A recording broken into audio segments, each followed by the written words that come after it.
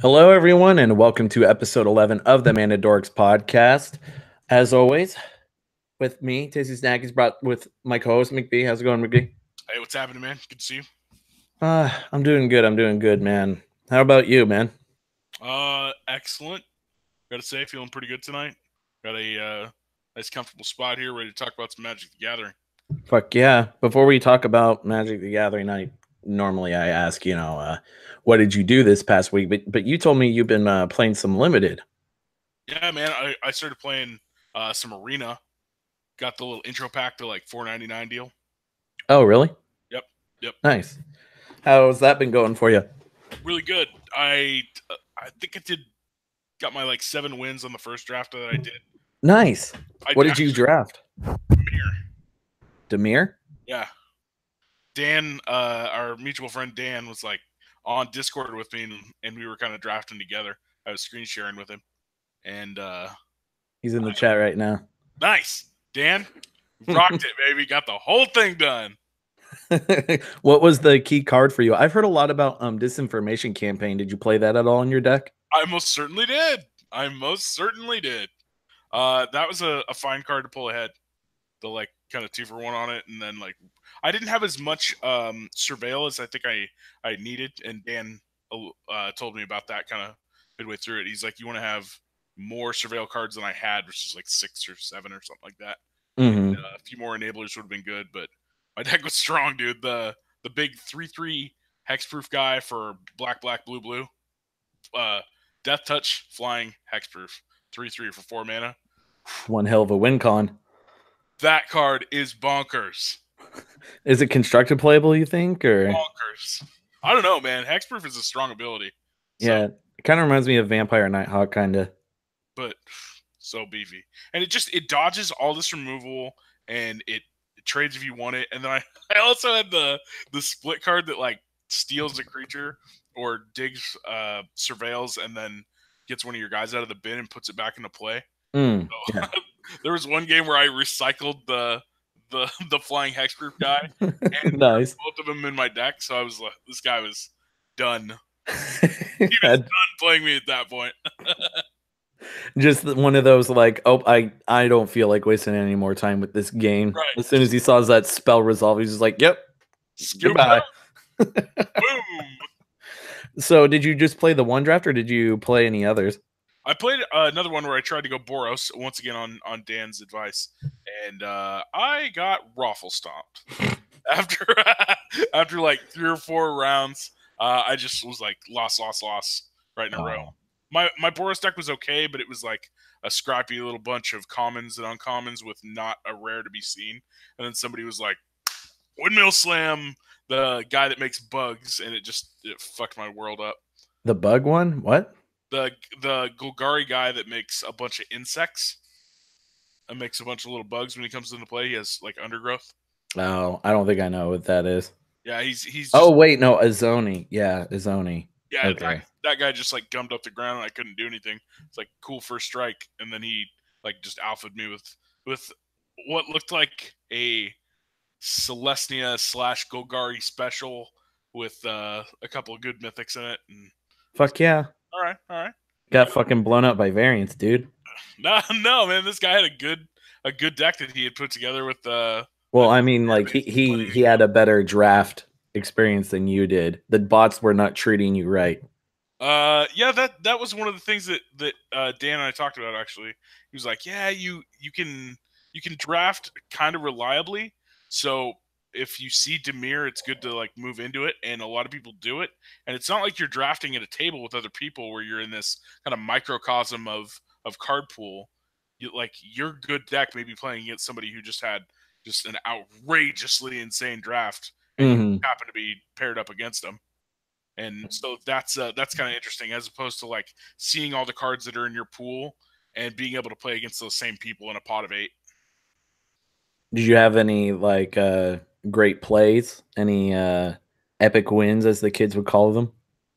I mean, just good removal, like just removal after removal after removal. There was a guy that I played who ran into my deadweight and then like some other removal card followed by the hexproof guy, and he was just like, "You are kidding me." It was just that over and over again. Actually, some of the more impressive wins came from the Boros deck because like you get the flyer, the like bad 1/1 flyer that probably shouldn't have been in my deck, but I had some of the enchantment like random buff things, like maniacal rage, and I just like turn 1 bird maniacal rage it, and then like turn 2 or turn 3 maniacal rage it again, and it's just like ka ka ka ka. Fucking got him. Good game. I haven't Scrub, played any. I haven't played any limited on there yet. I'm not much of a limited kind of guy. I'm not or well versed enough in it to know what I'm doing, and I know that limited is a more skill intensive format, so I kind of just stay away from it.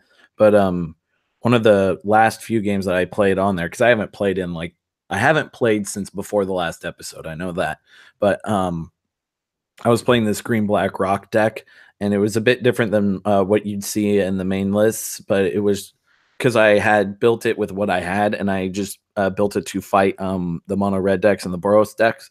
So I just jammed it full of dead weights and moment of cravings. I was playing against this guy just spewing out dead weights and moments of cravings on him, and he was the red player. And then I slammed down a Carnage Tyrant, and the opponent didn't concede after that. And then I followed up with another Carnage Tyrant, and then after that I followed up with a Finality. It was so good, dude. Isn't that's so satisfying when you're playing against any like little creature deck like that? Like they have to have like a good threat density for them to win the game, right? So if you have a couple of removal spells earlier for their guys, you hold them off. You can like build up a mid-sized creature. You're just like all is right in the world because I have removal and haven't taken damage yet. Sucks to be playing aggro, man. Should have been playing more creatures. Sorry, dude. Or you should have been playing negates to counter my Revel in Riches. Yep. You don't even get that. That's a Desolator joke. Damn. Right over your head. Either way, though, I love limited so much, and I'm actually pretty impressed with Return to Ravnica limited. Yeah, I like it. It's the draft is fun. Like I like the archetypes. I like that Boros is as advertised, and Dimir is actually like a good control shell. Like it's got enough removal, and it's got some really boss guys and cool effects. Like Surveil is really good. Surveil's really good. And if you have, I think, a good Dimir deck, it's probably one of the most efficient. Have you given the other 3 guilds a shot, or is it just Dimir and Boros that you've been trying out? I played Golgari too, and I think I did like one of the casual drafts for like a bad Celestia deck. I just didn't get any good go over the top cards. That was like swarming okay, but then nothing to really finish it off with. Yeah, you need something to kind of push you over the top. Or actually, if you the card that's like an uncommon that gives 2 of your guys 1/1 counters on them, that card is so strong. That is travel preparations in no flashback mode. So like you play a guy on turn 1 or play a guy on turn 1, play a guy on turn 2, and then do that and play another guy. You're like overwhelming them in power, and you're putting more board presence on. It's just that card can be absolutely backbreaking for certain matchups. Interesting. I really like that card as an uncommon, just putting a counter on 2 guys, up to 2 guys, I think. What's it, CMC? 1. Wow. Okay. 1 put a counter on 2 guys is good shit. Yeah, that is pretty good. So now that you've oiled your gears a little bit with Arena, how's your experience on it? Is this something that you could imagine seeing yourself playing in the future, or is this like a little gimmicky, oh, that was fun kind of thing? No, scarily, if they can take Arena and meld a little bit more of Magic Online into it, I think they have an absolutely winning formula. Because like it was fun, man. It was good enough to keep me drafting like multiple times in a row, and I like that you could do it for less. You know what I mean? Like you could do it for just it's less cheaper. Just monetary cost is lower to just casually draft. And you get the same amount of cards anyways. You build a 40 card deck, so I mean, and with drafting, you are building your collection. I mean, that is kind of one of the main appeals to be drafting in the first place, especially on Arena. It's just a really quick and efficient way to build your collection rather than grind dailies over and over again and not really try to spend any money. But I don't know. I may give drafting another shot. I haven't played Arena in over a week because I've been playing a shit ton of Call of Duty Black Ops 4. Nice. Man, dude, that game is so much fun. It's way better than I thought it was going to be. Because when I first heard about it, I was like, I stopped playing Call of Duty back Advanced Warfare. So that was like 4 or 5 years ago. I think it was closer to 4 years ago. And I just really wasn't feeling it at all. So I just kind of gave up afterwards. And then I saw Black Ops 4. And I was like, okay, whatever. It's another Black Ops. Bleh. And then I saw that it was going to introduce a blackout mode. And then I kind of cringed even harder. It's like, really, you're following in the footsteps of PlayerUnknown's Battlegrounds and Fortnite. But then I thought about it and I was like, I'd rather pay $60 for a working battle royale client with multiplayer on top because I bought PUBG last year and it has been nothing but a broken fucking mess on my PC. Like it just straight up doesn't work to this day on my computer. And well, I mean, it does work, it can run, but the screen flickers an abnormally huge amount of times. And I looked into it, and I guess it's a hardware issue with my laptop that other people have this same issue with. So I'm just like, you know what? I wasted my money on this piece of shit. I'm going to give this Call of Duty game a shot because, they have the backing of Activision. So there's going to be a quality product behind that, possibly. I was thoroughly surprised. I'm glad I picked up the PS4 version because apparently the others are not doing so well. But yeah, dude, the Blackout is a lot of fun. I've been playing with my friend Justin. Shout out, Justin. I know you watch this. Yeah, much love to Justin, dude. Justin's a G. Yeah, he's the fucking shit, man. Yep. I filmed a video with him. I need to get to editing it and posting it. We opened a pack of World Wake, Res the Eldrazi, and another booster pack. I can't remember, but his money card he opened in Ulamog. Oh, very nice. Very nice. It was either that or a Kozilek, one of the two. But Oh, still, yeah, that's real good, don't you know? yeah, the one that draws you 4 cards. I think that's Kozilek. I hate all the Eldrazi's, so I just forget about them every time I see them immediately. Yeah, man, Annihilator. Fuck that. So, moving into what we're actually going to be talking about, we'll go ahead and head into our first topic, which is obviously our first topic, but Annihilator. the main topic or the title, Unban Everything in Commander. So I decided, let's do a little thought exercise because I believe there are a few cards in this format that are unfairly banned and unfairly not banned. And I wanted to talk about this with another person. And I figured, why not my best friend in the whole wide world, Mr. McBee?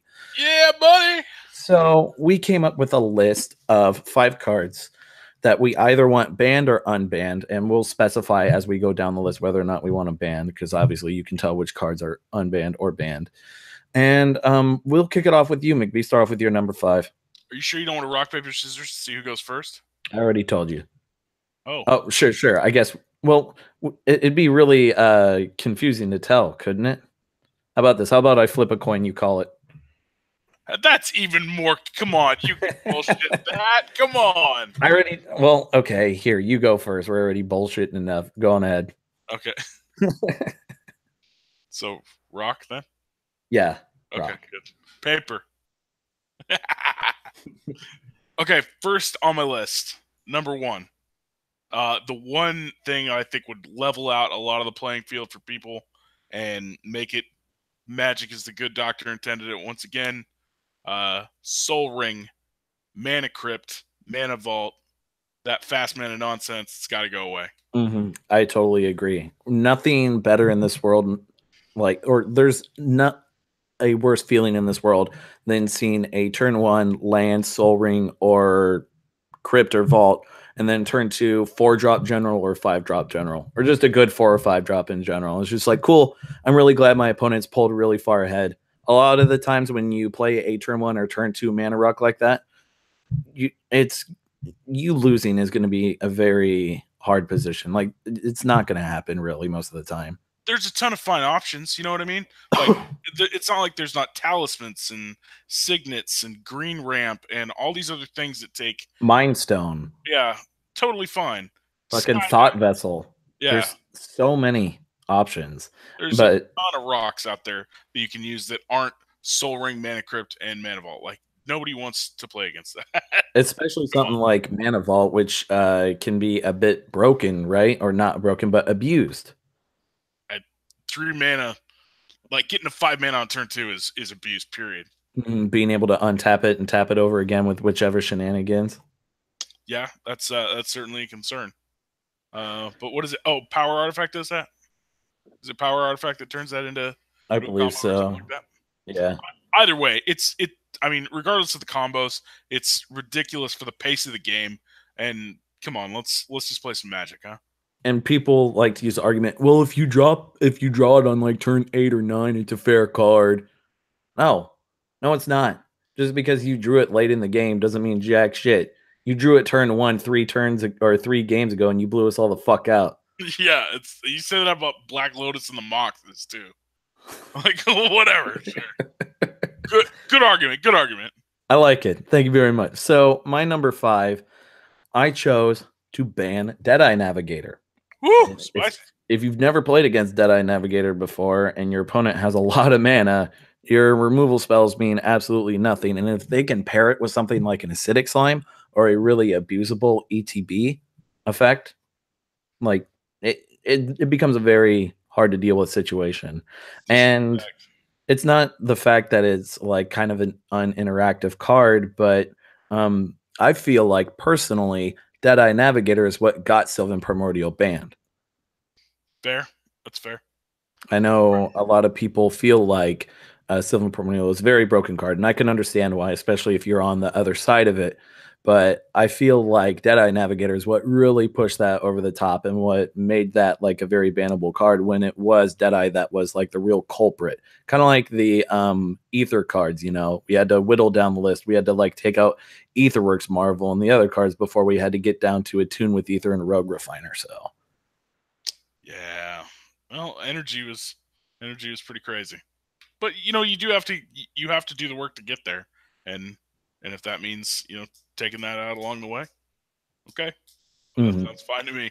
Stupid Deadeye Navigator nonsense. fucking bullshit card. I fucking hate it. I like how it's like a really powerful and pretty popular card, yet it's always been sitting at a very comfortable low price point, considering it's from Avacyn Restored too. Yeah, small set. But Yeah. there were so many of those, like, man. Well, I guess it's all perspective how many of them there actually are. But Deadeye Navigator, they were a dollar bin card for so long. What are they, like $2 now? Somewhere around there. They're hovering between like the $1 to $3 mark. They always have been. Somebody out there's hoarding them.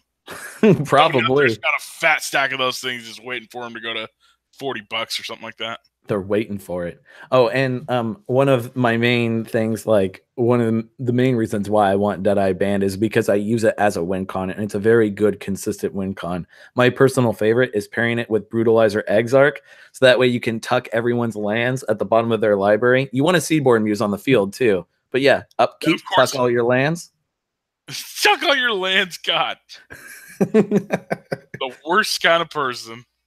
Fuck yeah, man. Deny him resources. So what's your number 4? Yeah, number 4. Number 4 for me is an unban. I'm saying BALANCEEE balance. Balance. Yeah, that's a great way of spelling it. You balance, or you spelled it what? Balance C. Yeah. Yep. That is correct. So what do you want balance unbanned? Why is it banned? Why is it banned? Why is it banned? Is it really that broken of a card? Like it's really broken in like type 1 when you mold a nothing and play a Mox. But I don't know, it just doesn't seem like it needs to be banned. I guess it does destroy lands, but still. And lands is like this fucking holy grail in Commander. Oh, don't touch my lands. Fuck you, don't play Magic. Like everything's fair game. Armageddon's still in the format. Yogelhop is still in the format. Who gives a shit? It's a card. I guess I could go either way on it. There is an argument for it's really, really busted, and you can kill a lot of lands with it. But everybody you want to set everybody's lands back to 0. It only costs 4 mana anyways. So what's wrong with resetting the game anyways? Exactly. If a game's reset, the group will probably just like scoop anyways and be like, "Oh, cool, I got to win with my balance." Yeah, Like, Cataclysm's a card. Yeah, it's fine. yeah, if Cataclysm's fine, if Karn and getting his ultimate off is fine, then why not restart the game with a 2 mana sorcery? That's another fucking reason for for the mana rocks. By the way, is Karn. Yeah. That just revisiting the prior pick. Get a Karn out on like turn 3 or 4 and just like, "Oh, we're going to get there. We're going to restart the game. You guys, oh, you want to do this?" This is the motion that Karn makes your opponent do after he comes into play. Now, One Dan game. Doo-doo. Dan pointed out that it is busted with planeswalkers. So I mean, you could play a planeswalker deck and then cast a balance, and then you just have an insurmountable advantage. I love it. Yeah, fucking great. Just shove it in your Atraxa deck, man. That's your win con balance right there. So, I mean, you could play it in Kalia, right? You're like balance, and then attack with Kalia and put stuff into play. Oh wait, I'm already just attacking with Kalia and putting busted shit into play. All right, that's Magic the Gathering. Intended it. Play more signets, kids. Just fucking play broken, busted shit. Who cares, man? It's all casual shit, anyways. If you're trying to be a spike at commander, sorry. What's your number 4? My number 4 is a conditional unban. So here's my thing. If Soul Ring, Mana Crypt, and Mana Vault are legal in the format, then I thoroughly believe that the 5 mocks in themselves should be legal in the format. And one of the main reasons is, availability. It's kind of hard to get your hands on these super rare cards and very valuable cards. But if you can have a turn 1 Soul Ring or Mana Vault or Mana Crypt, you can definitely have a turn 1 Moxen because it's about the same mana acceleration. You're trading 1 card for, mana acceleration. Obviously, I just fucking said that. But I thoroughly believe out of all the Power 9, Black Lotus can lead you to explosive starts, just kind of like Mana Vault would, but Black Lotus even more so. But the mocks in themselves, I feel like, are fair enough cards if we can have something like a turn 1 Mana Vault or turn 1 Mana Crypt and then just start fucking going to town like that. It's pretty busted, man. I don't know. I don't know if I support the Moxen.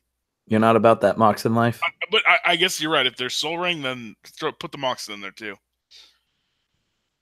It goes against everything that I think Commander stands for, though, which is playing some fun Magic with your friends and not having to worry about the cost of things, like just jamming stuff together. I always preach about this on the show, but I think the fucking entry level into Magic is far, far too high to have fun.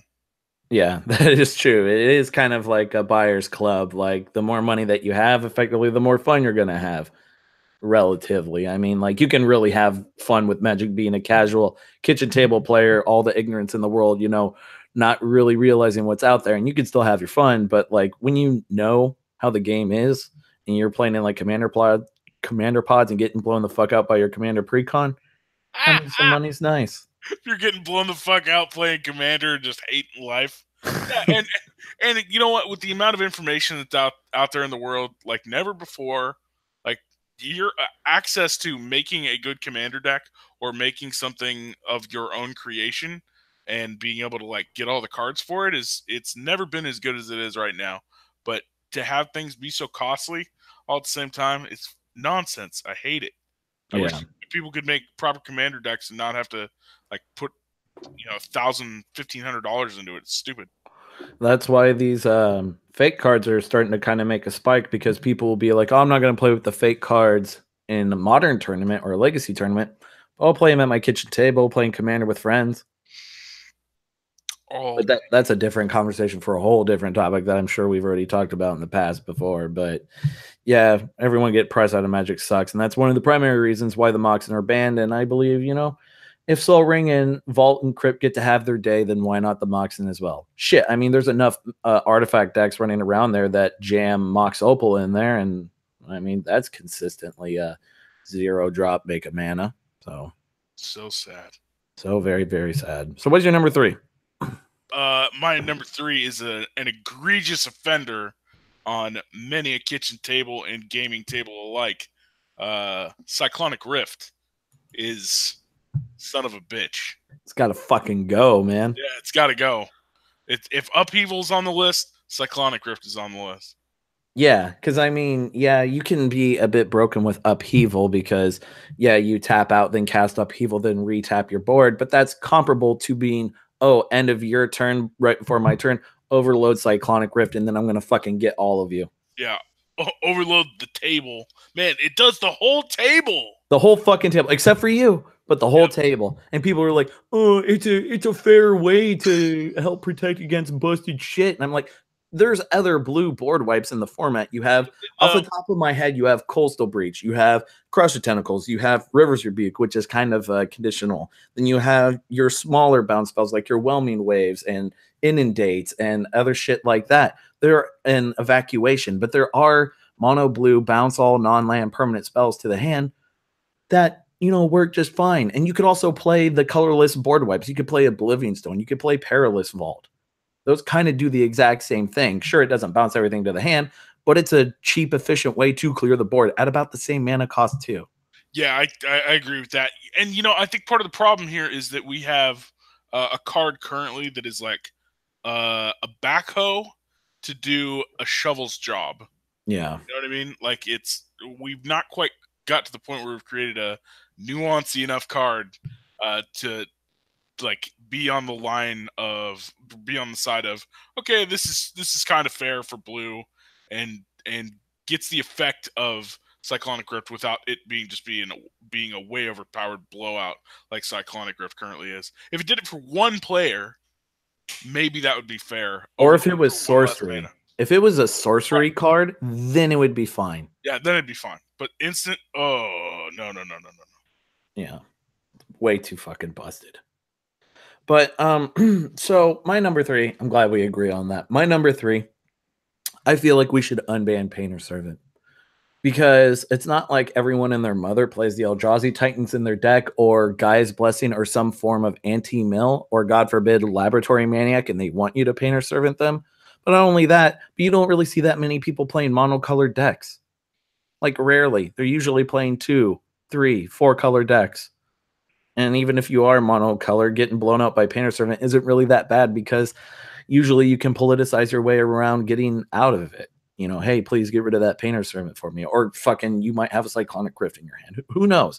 I feel like unbanning Painter Servant is very not fair, but reasonable. Not if I get my way. No Cyclonic Rift. Pinner Servant's fine. Whatever. I think that card's fine. I agree with you on this one. Like, yeah, it might make some combos every once in a while, and combos that are both colorless even. Right. Oh, Two Grindstone. card combo. There's plenty of those in EDH. Whatever. In Commander, sorry. Right? Grindstone. Like, oh, you can just take someone out by playing Grindstone and just fucking blow them out and shit. And because Yeah, I you mean, can do that with that's the main Omen way. Rest in Peace. But yeah, it's what's the difference between Grindstone Painter Servant versus, I don't know, Zealous Conscript's Kikijiki, or Kikijiki featuring whichever fucking copy spell, or Splinter Twin, or Micaeus the Unhallowed and Triskelion. Both colorless. Both artifacts. Maybe that makes them a little more difficult to obtain.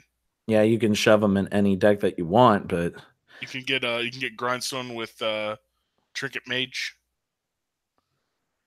yeah, and I mean there's Fabricate too, but I mean Black has tutors. Black can go search out Triskelion, Micaeus. Then you have other combo finders like Tooth and Nail or Defense of the Heart. So I mean, Yeah, I think they're both like, Painter Servant is probably fine. I could see that one getting back into the mix and whatever. Yeah, a lot of times it's just going to be a dumb guy too. right? I mean, like people were kind of upset when Protein Hulk got unbanned, but it was just like that was a very narrow combo card. Yeah, yeah, yeah. And I feel like Painter Servant and Grindstone is also in the same camp. It is a very narrow combo piece. It is a 2-card combo, but it's pretty narrow. So, what's your number 2? Number 2, Recurring Nightmare. This is Spicy. That's a fine fair card. Like, again, Remind me what Recurring Nightmare does, because I've barely played with the card. So it's an enchantment for 3 mana. Mm-hmm. It sits there in play. You sacrifice a creature, return Recurring Nightmare to your hand, take a creature out of your yard, put it into play. So it's just a reuse reanimation spell. Yep, over and over again. So what's the difference between that and a card like Marin or Carador? where you can build your whole fucking deck around it. Look what I'm doing with my hands right now. I don't know. I don't know. I I don't don't know. know either. Nah. I just I think it's a fine card. I think it's kind of busted, but so are lots of cards in Commander. It's not like it's like is Earthcraft banned? Let me see. Earthcraft. Like if Earthcraft is Nope, it yeah, is not. Earthcraft isn't even banned. Come on. What does Earthcraft do again? It combos a squirrel nest. That's all you need to know. You tap a creature, untap a land, is what Earthcraft says. So squirrel nest, Earthcraft, squirrels. Yeah, there's so many 2-card combos in this format already. Why can't we just have all of the 2-card combos? Either all or none. That's how it should be. Yeah, if it see that's like the theme of tonight is if you're gonna ban this card A, if you're gonna ban, in our case, okay, recurring nightmare, but have Earthcraft around or have like natural order around, whatever. They're all busted. They're all busted cards. Just paint evenly. Painter servant. I think if you have Earthcraft in, you're fine with having recurring nightmare, and you can do some crazy shenanigans with it. The ETB, effects and recurring it can get you infinite mana, right? In with like Great Whale or something like that. Mm. I could be wrong. They may have like errated it. They may have errated the ETB triggers on those kind of cards that untap lands. Yeah, Great Whale, Palancron, Peregrine Drake, and the Cloud of Fairies. I believe it's all ETB, which is another reason why Deadeye should be unbanned because it's a great infinite mana accelerator right there. But we're kind of backtracking with that. But yeah, I get what you mean. So, recurring nightmare, that's my choice. Plus, it's a sweet card. It was fair in 1998, and it's fair now. Fair enough. Fair enough. So my number 2 is also very spicy and very contentious. My number 2 is Unban Sway of the Stars, and I don't blame you for not knowing what this card is. Sway of the Stars is a huge ass fucking sorcery. It is 8 and double blue, so 10 mana. Each player shuffles his or her hand, graveyard, and permanents he or she owns into his or her library. Then draw 7 cards. Each player's life total becomes 7. So it resets the entire game except everyone has 7 life. So the reason why that it's banned is because A, it resets the game, and B, it puts everyone at 7 life and could just like fuck up the game royally. But I'm okay with that. If you're going to be spending 10 mana, hopefully in the same format where you're not going to have mana rocks and lots of mana acceleration, being able to reset the game and putting everyone's life at 7, which means the game is going to end significantly sooner than if it would were it like a Karn ultimate or like a balance or something. Sway of the Stars is going to end the game. Yeah, It's not like World Fire where it puts everyone at 1 life and it just kind of fucks everything over. It's not that bad. People can claw back. They can claw back from 7 life. They can crawl back from 1 life. This is America, damn it. Exactly. And I mean, like, if you have a full grip and you have to restart with your lands, it's fine. It's okay. I'm okay with it. Still don't think they should unban upheaval. No? No upheaval. If you're Cyclonic Grip, no upheaval. No Sway of the Stars, though. No Sway of the Stars? Oh. I mean, maybe it's fine, but yeah, it's not as egregious an offender as either Cyclonic Rift or Upheaval. Right. I think it's also a combination of what I said, and also the people don't like the idea of having to restart the game because it's like, oh, it's a fucking waste of my time. Is it really though? Where my 10 mana sorcery put us all down to 7 life and we have to rebuild and someone's gonna win by like turn 5 or 6 or 7 rather than, oh, we're gonna extend this game for another fucking 45 minutes. Yeah, but it's something. It also is something that people can just like race to 10 mana, do that, and then their deck's just built around, getting you. I guess you could have like a really low curve deck, like very low curve deck full of mana rocks and like tutors, like a blue black deck, and then you just jam out a bunch of ramp and then you turn out your Sway of the Stars and then redo it again and just knock everyone down. I don't know what a deck like that even looks like. I just said it's a blue black ramp tutor deck. Kinda. I mean, Soul Tie? Yeah, Sultai, sure. Might as well be playing green. For your Yeah. creature ramp, of course, and to kill your opponents with. So what's your number one? I've just been railing on how much I hate the entry into the game. You know, the money that it costs to play fun Magic. I think the right thing to do is to ban all the dual lands, the original duels in Commander. All 10 of them done. That's very, very bold. Is there any other reason beyond affordability? Watching fires be created. I'm a big fan of Watching turning off mana fixing. One of my biggest problems that I have with Commander in general is consistency. And that's one of the, when you're building a decent deck, a deck that you want to do well, one of the things you need to keep in mind is consistency. So that way you can keep reusing the same effects over and over again. And for me, I'm not about that. Even though I build decks like that, I'm not about it. I want to play different games every single time that I want to play the fucking game. Commander is a unique experience. It's a 100 card singleton deck. It's supposed to be a different game every time. And when I'm staring down a board like I'm playing against a Ramos player and they have duels, turn 5, they're just fucking pimped out to fuck all. Wonderful, great. I'm fucked at this point because they can cast everything. My argument for it is strictly based on price. Is strictly based on they cost too damn much and they are a divide in the game between people who have money and people who do not have money, and that's not something that I'm super down for.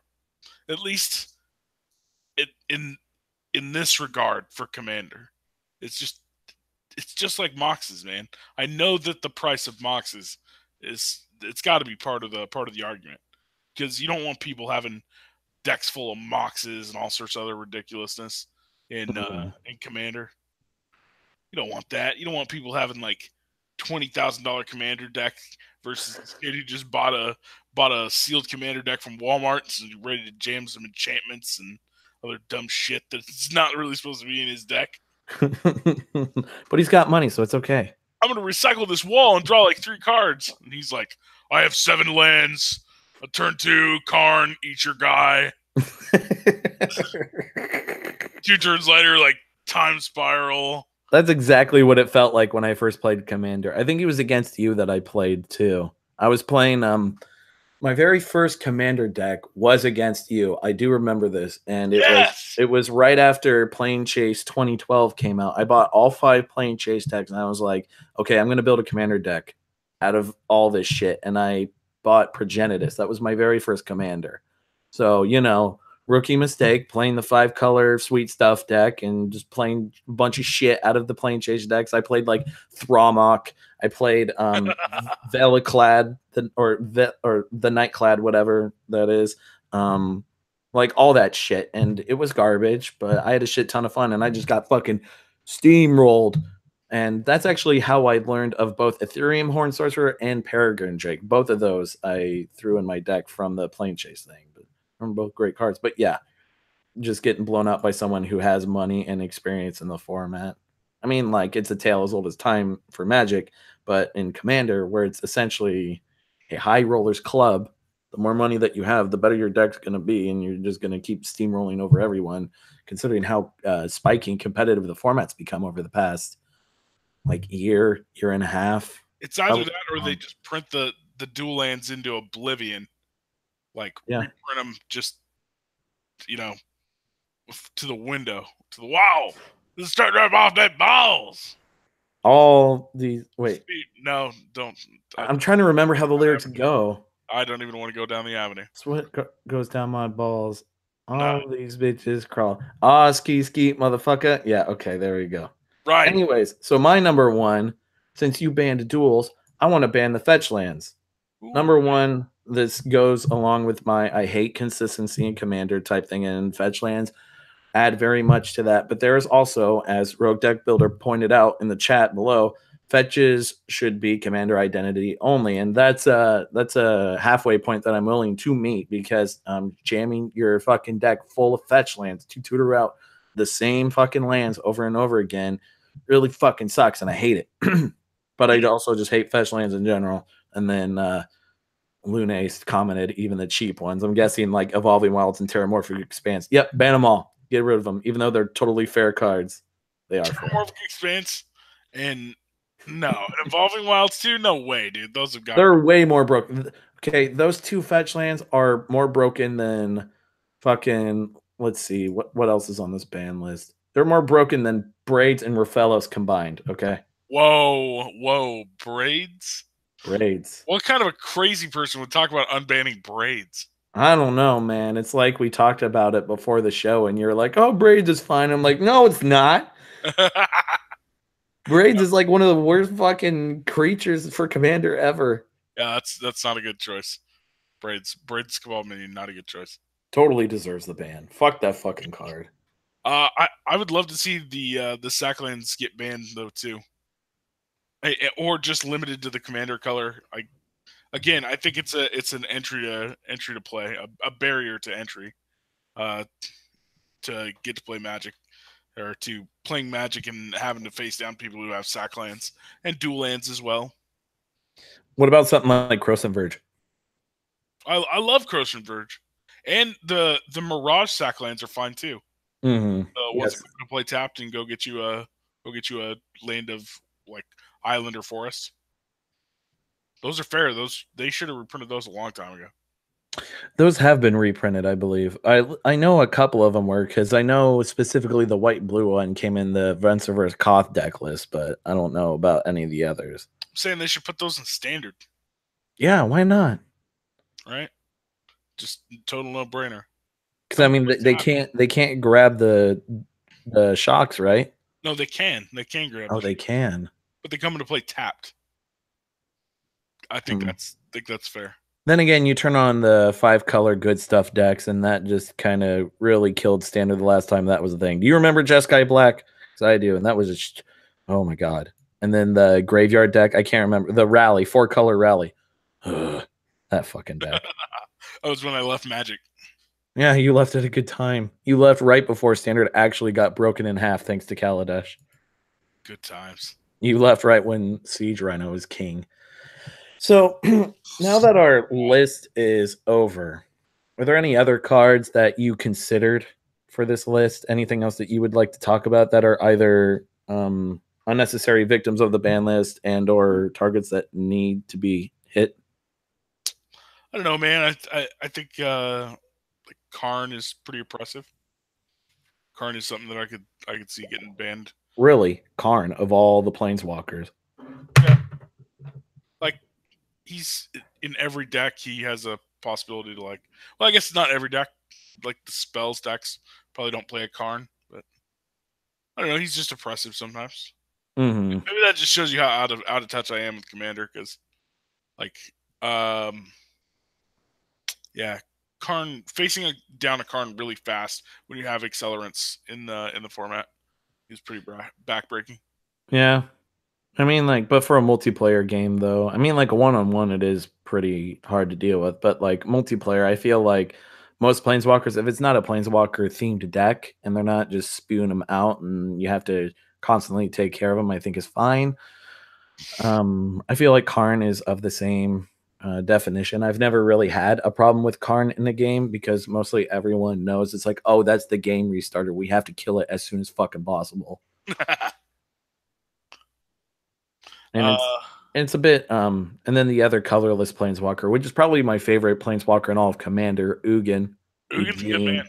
Eugene, as I like to call him. Yeah, Eugene's good. He's a good dude. So I guess I don't know. Karn was just shot from the hip. But yeah, take his ass out. Fuck him. We don't know what he did. Just take him out, just in case. Tezzeret is pretty awesome. That's not a card I would ban though. The blue Tezzeret? Yeah, I love the blue Tezzeret. He's one of my faves. He does good things and excels you in blue. Feels so good. I feel like Animar.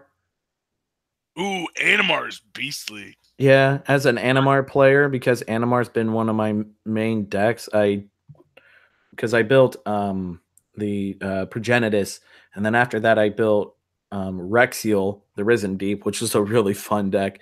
And then I moved over to Animar, and I haven't I've kept that Animar, and I've been building on it over the years.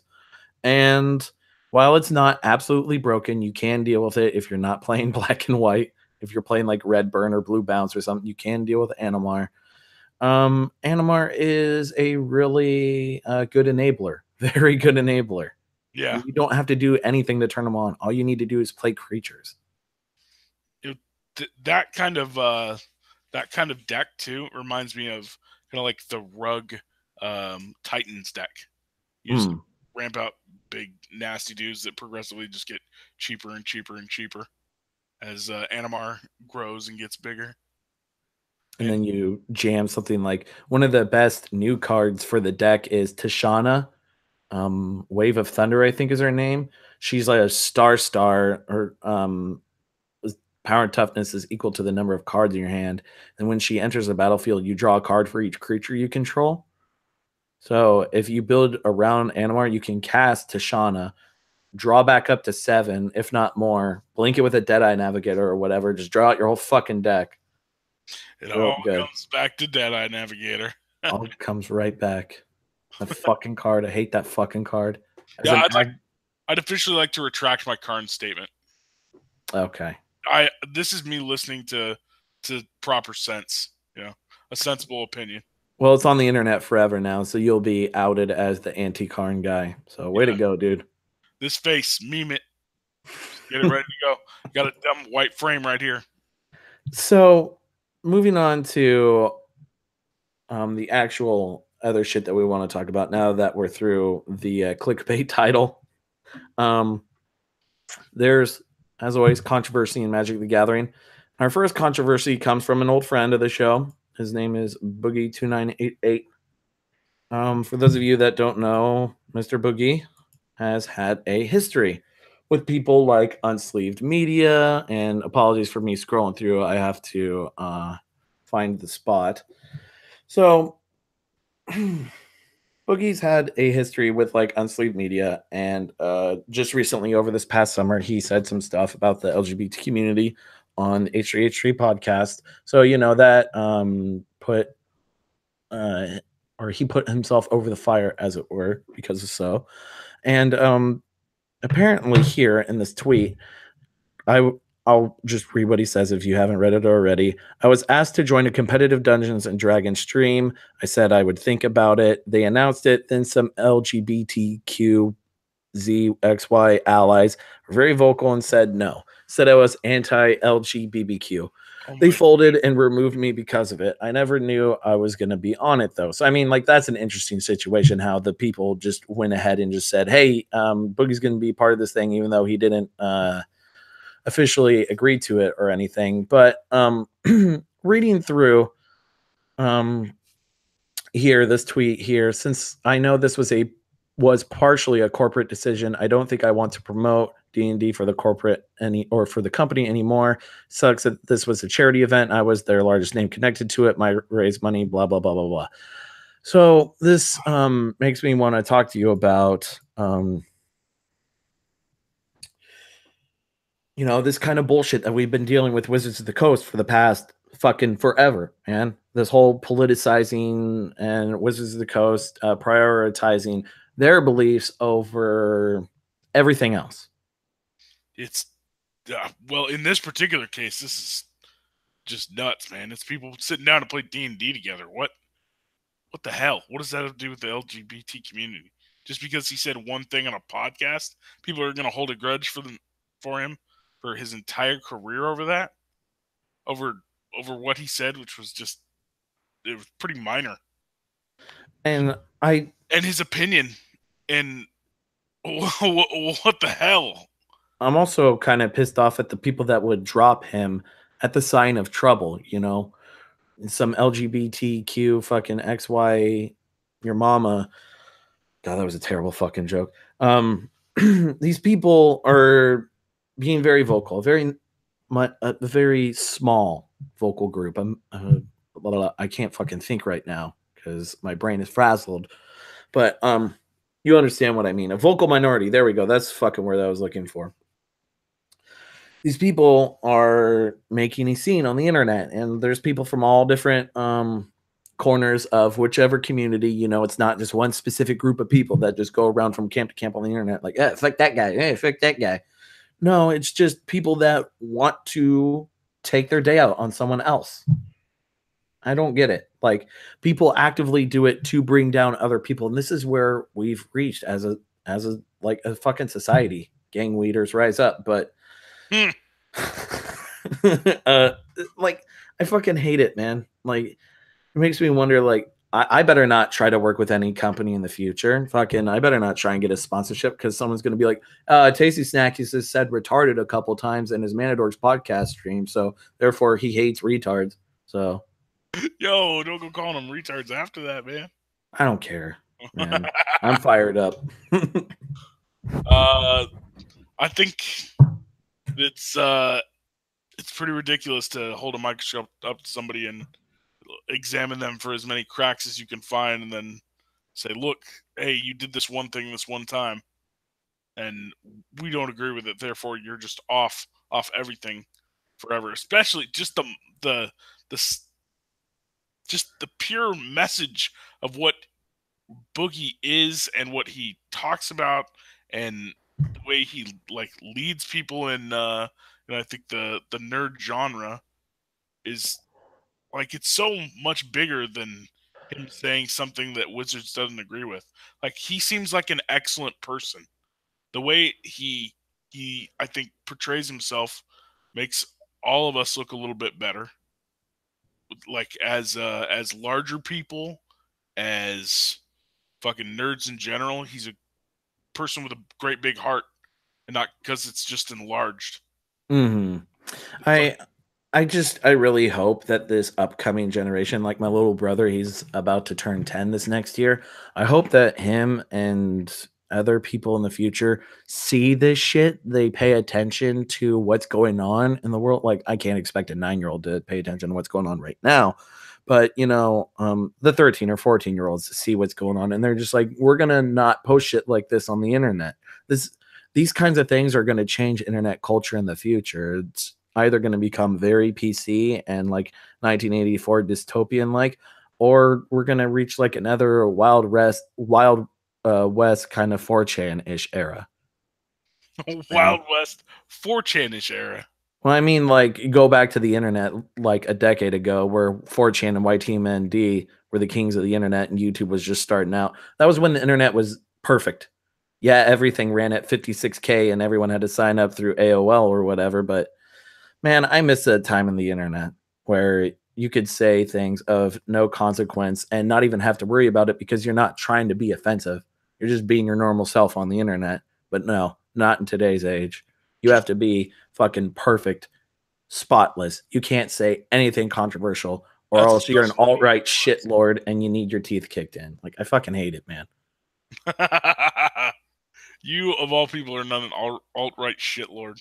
I am. People decided that I am one because of my affiliations with Unsleeved Media in the past. So whatever, man. I can't change their minds. It's set in stone. I'm an alt-right shit poster now. I have that Pepe mat somewhere. I need to hang it back up here. Dude, if that's the thing, is when you get down to it and you like really talk to people, like, you find out that they are so much more nuanced than any blanket statement that you can, or blanket label that you put on them. Like, sure, they might have some things that line up with the stereotype attached to them, but everybody's nuanced. Everybody's much more nuanced than people give each other credit for. It's kind of strange, and that is what is happening here as well. They are Yeah. taking one action that they deem like inappropriate, and they're painting his entire body of work with it, and saying, now you can't go play D&D with these random people. Not that I'm sure he wants to, now that they're putting it on blast that he's going to be there before he's signed up for it officially. Right? That was kind of weird on their end, just like firing from the hip there. It's just like, oh, hey, guess what? Without his permission, he's going to be tagged on. It's Yep. like, I'm pretty sure if nothing of like, if there was no controversy surrounding that, I'm pretty sure Boogie would have been like, hey, that's not cool. I'm not going to do this. Yeah, like, will you take that down? Thanks. Yeah. Fucking idiots. So speaking of idiots, even though I'm not really trying to call this person an idiot, this is the only thing This is the only example that I could find. So I'm sorry, Evan Irwin, but got to shoot the messenger here, I guess. So there's this new comic book series coming out. You know, Wizards of the Coast has been working with IDW again because they worked with them before, working on comics. I believe previously, because it's a faint memory. This was when I was like getting back into Magic. They ran an IDW series with like Dak Faden as a protagonist, if I remember correctly.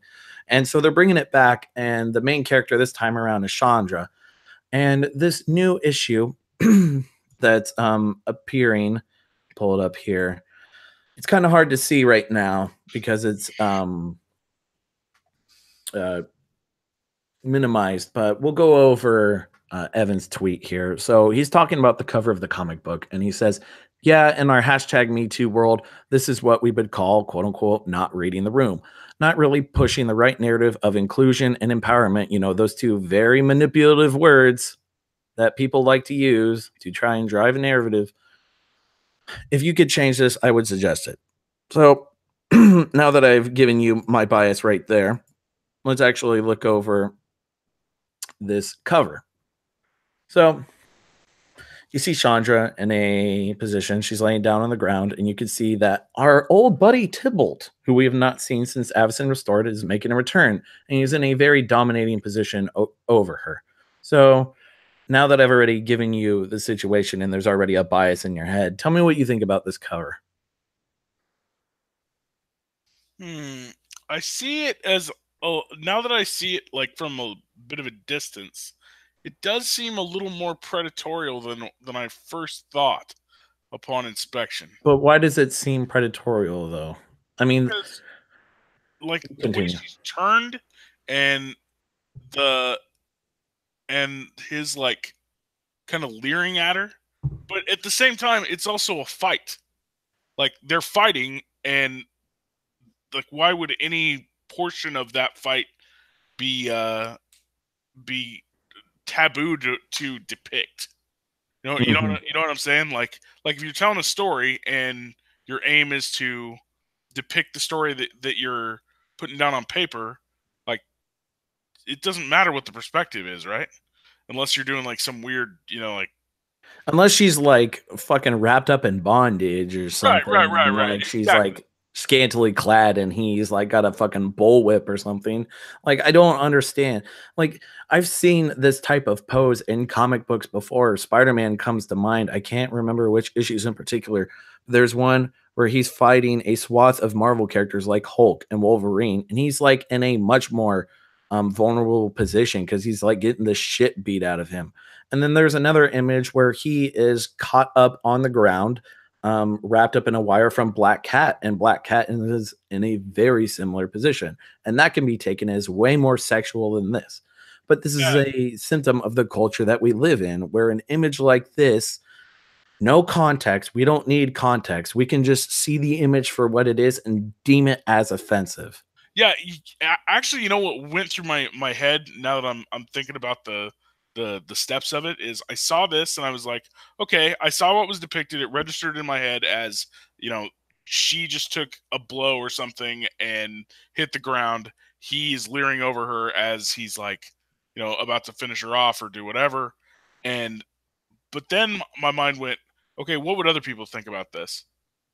And that was the answer that coughed up to the forefront of my head, and then I expounded to you. Yeah. Isn't that interesting? Like I understand the whole like what would other people think about this. I understand that totally, but I just not with something like this. This can't, or in my mind, maybe I'm just wholly ignorant to this entire situation, but no, I don't think so. I think this is just people nitpicking again. yeah, very much so. But I'm saying like my thought process was that, and I think that your argument of this is just art and this is just the depiction of a fight, the same thing that you would see in any other comic, I think is also very true. Right? Like, what's the context of this too? Is like, because if you see on the bottom left corner, I can't highlight it because if I try to, that thing pops up. But if you look in the bottom left corner, it says not final cover. So I mean, people are getting up in arms about something that's like not even like off the presses or anything. But I would like to know if this panel What? is, yeah, I would like to know if this panel is actually in the comic.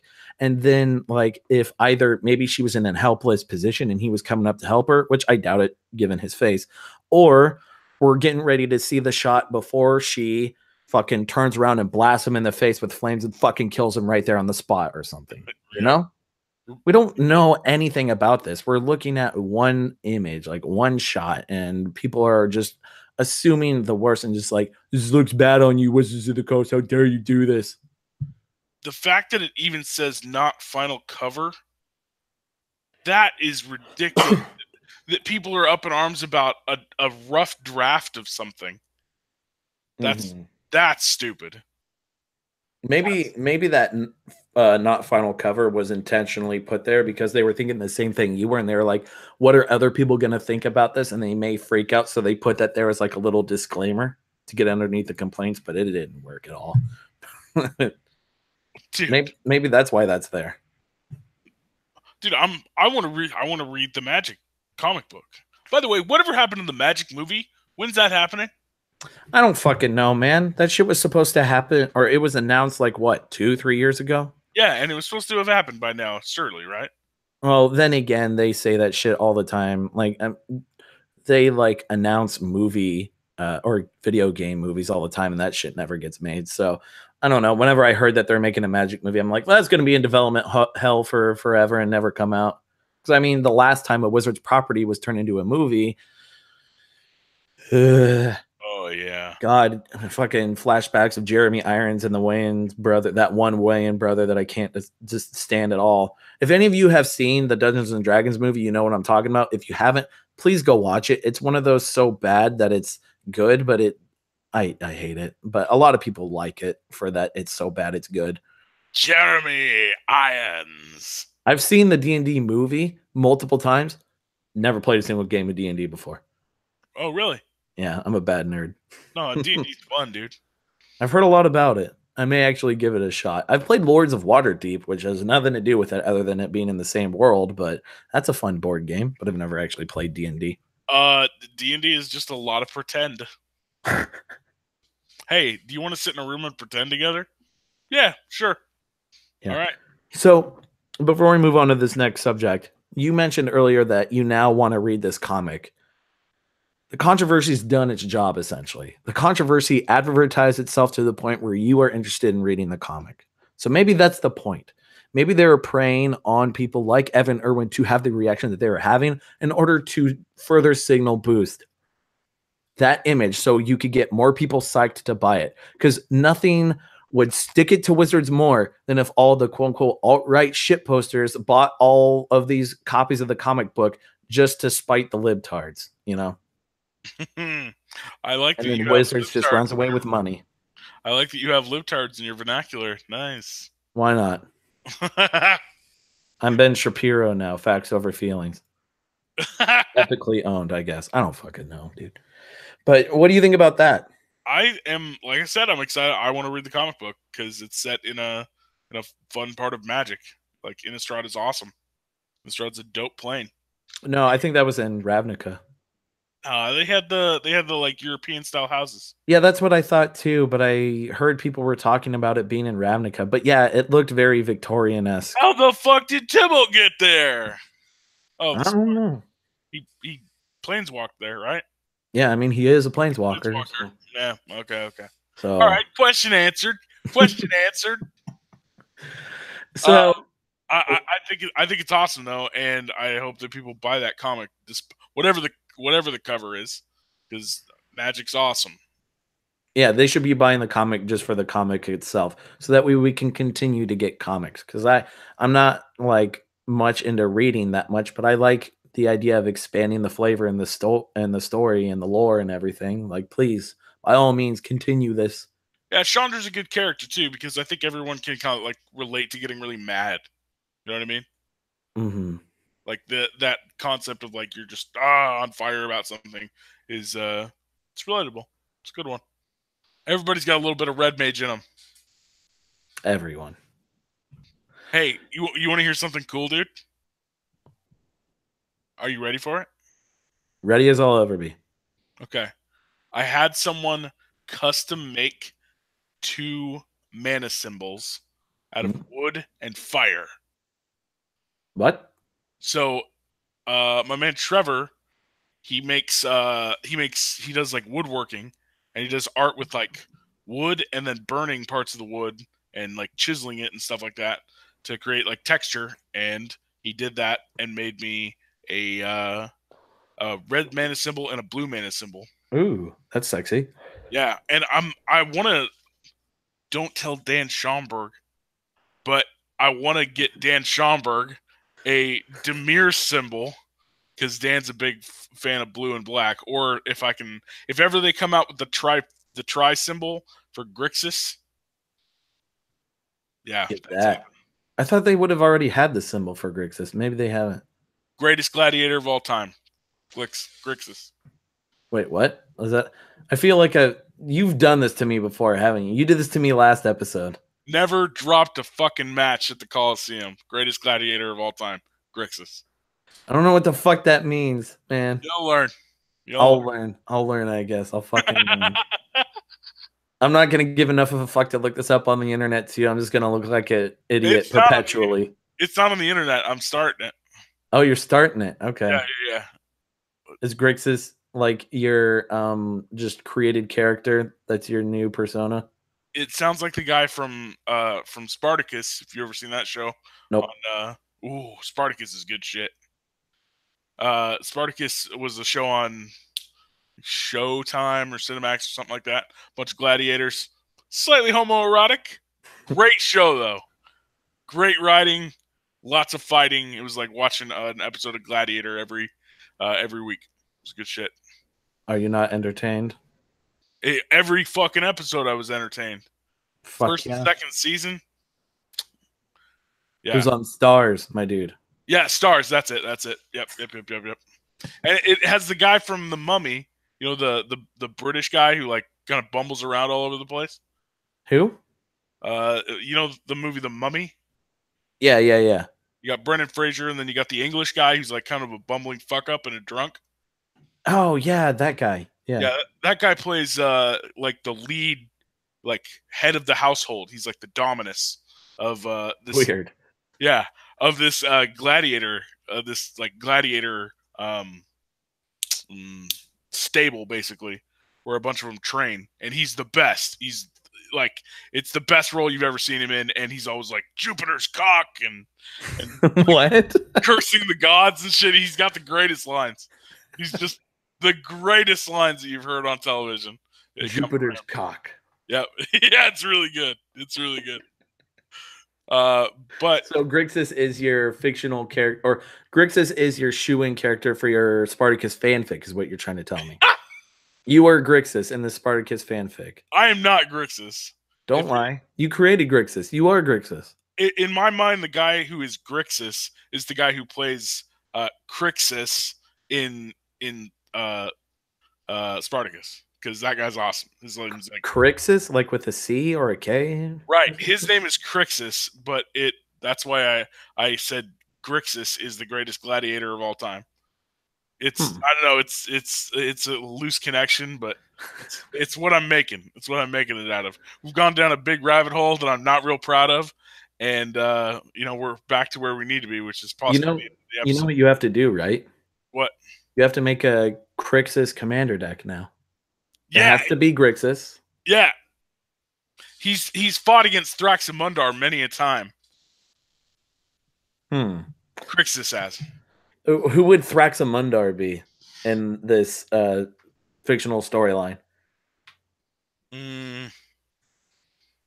Probably the challenger that he has to defeat, like from some far off land, like he's from, I don't know, like Syria or something. And everyone just calls him Thrax. Yeah, but his full name is Thraxamundar. Right, and he's the ultimate rival of Grixis, the gladiator. I think your Grixis deck would have to be like, it has to be tribal. I don't know if it's like warrior tribal. That'd probably be like the most fitting. Undead Gladiator has to be in it. Yeah. No, how about a Grixis Theros themed deck named with Crixus as your general. How Okay, about that? There you go. that's good.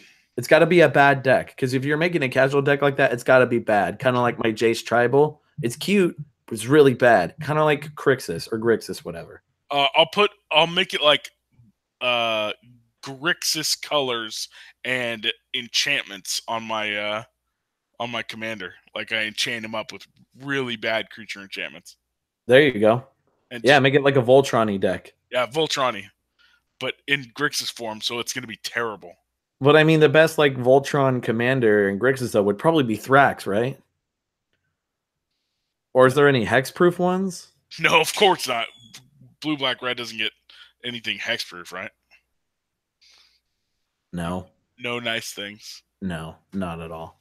That's Naya. Naya gets the hexproof walkers Yeah, or absolutely. commanders. I mean, so moving on to our third subject here, and something that I've barely glossed over on my Twitter feed. If any of you follow me on Twitter, we're going to be looking over a Hipsters of the Coast article because I can't find anything else on the internet covering it. No, no shade against Hipsters of the Coast. I'm just not that big a fan. So Todd Stevens, I have no fucking clue who this guy is. Apparently he's a pro player. Same. Todd Stevens fired from Star City Games for allegedly, blah, blah, blah, sexually harassing women. Todd Stevens, content producer for Star City Games, has been fired for blah blah and suspended for 3 years from the Star City Games Open Series for allegedly sexually harassing women. Sources tell Hipsters of the Coast.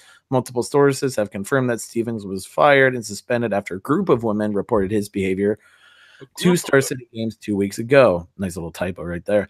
They alleged that he had acted inappropriately towards them in at least 4 instances while he was drinking at parties after Magic events. So, okay, so that's pretty much everything we need to know right there in between those two paragraphs right there. He got drunk, he said some stupid shit, and now he's fired from the event, and people are calling for like his banning. They've been like other people have been contacting his other sponsors probably to like get some sort of reaction out of it. You know how it goes. You knock them down. If you can find something to bring someone down with, you have to take down every like source of revenue that they have. I'm not saying this guy's innocent. I'm just saying that's what they do. Now, what do you think about the situation? Hey Todd, quit that shit. Yeah, quit touching women. Quit making inappropriate comments. If he did it, though, if he did it, Yeah, if you did it, quit that shit. and there's no way of proving it.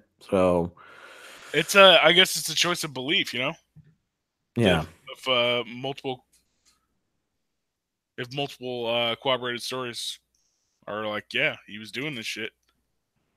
maybe it was intentional. Maybe they were trying to get him fired, or maybe he was just a shitty person.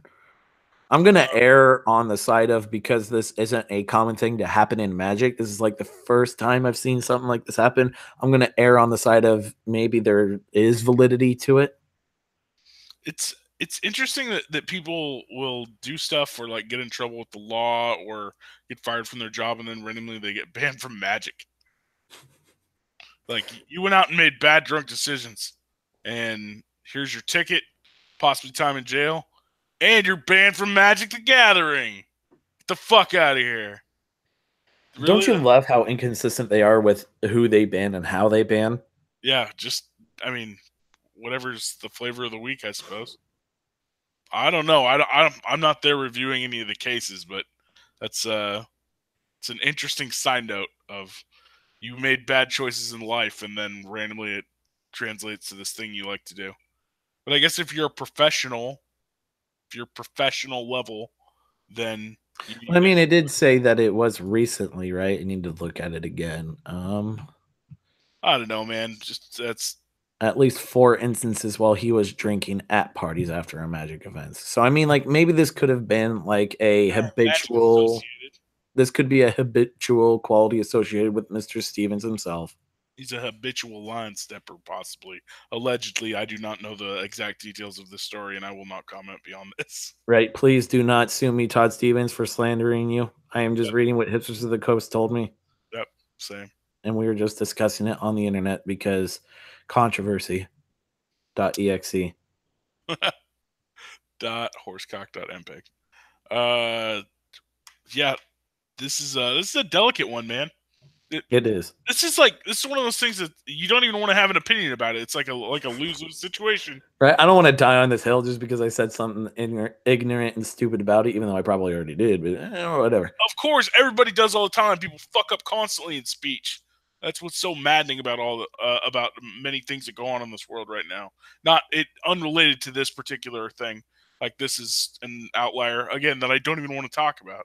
It feels like What if it's what if Todd Stevens is just like us? He's like one of those nerds that is just like super bad at talking to other people, and he's really awkward. And then you put some courage juice in him, and then you just ramp that up to 11, and he just steps over his words and says something really offensive to a girl, and like I don't know, he just stumbles. He's like, "I like your boobs" or something. I don't fucking oh know. god, Like, who knows, man? We don't know the situation. He could have pinned him up against a wall, and he's gonna be like, "Oh, I'm gonna have my way with you tonight." oh god, no.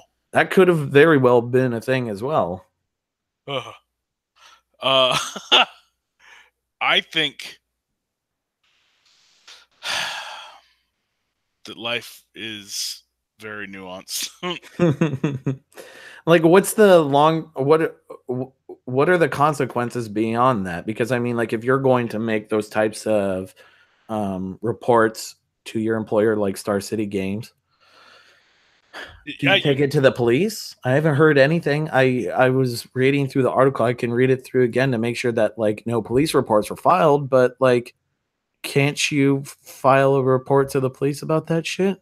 yeah, but it also depends on the like what is possibly okay.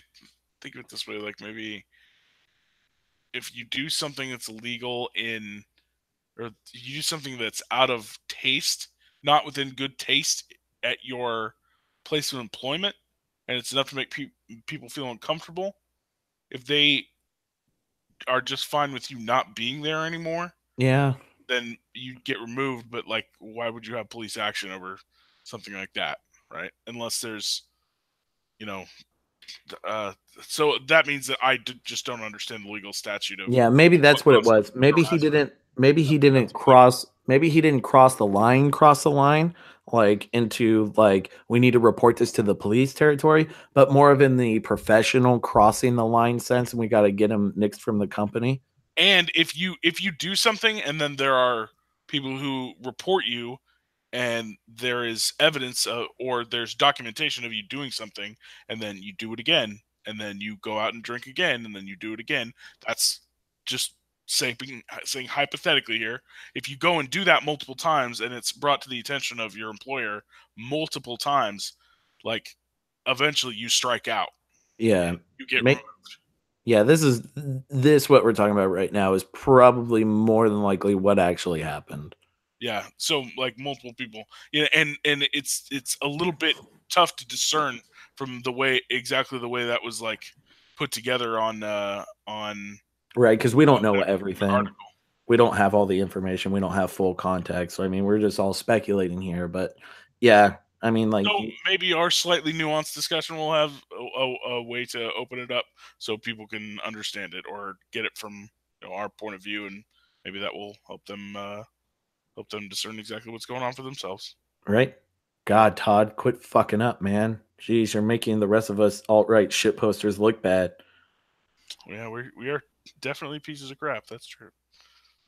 You Wait, censoring what? yourself there for me? Sorry, what? Nothing. Guilt, guilt of some sort. Guilt? Guilt? Are you guilty, Unfounded sir? guilt of some sort. Unfounded guilt of some sort. Um, I think I need to go and end things now, Nick. Oh, life calls. You gotta go do shit. Life calls. There are strange text messages being sent to me right now, and I think I need to go investigate what's I happening catch with you. text messages. I catch you. You're not very subtle, but I get what you mean. So yeah, we've pretty much ran out of everything that we want to talk about tonight, anyways. So I would like to thank everyone in the chat for hanging out and making it an active place. Thank you very much, Magic Historian. Sorry for not shouting you out earlier. Thank you, Scrawn, Dan Schomburg, for the win incorporated, Tom Leach. No Heart at the very end made an appearance. Let's go over anyone else. I'm gonna start shouting out people that are in the chat. I think that was it. Oh, Lunace, that's right. We mentioned you before. Merrick, Harvey, Jarv, whatever the fuck. Rogue Deck Builder was here. Did we offend anyone tonight? Who cares, man? Who fucking cares? All right, shit poster. All right, so that's going to be episode 11, Unban Everything in Commander for the Dorks podcast. As always, brought to you with my co-host McBee. We're like unban everything, and we're like Soul Ring, Mana Vault, Mana Crypt, Dual Lands, Tech Lands, get them all out! But unban everything! The exact fucking opposite of our title. Yeah, that's actually what it should have been. Ban everything in Commander. But it's too late. The clickbait's already out there. Anyways, I'm Tasty Snackies. You all have been wonderful. I'll catch you on the flip side.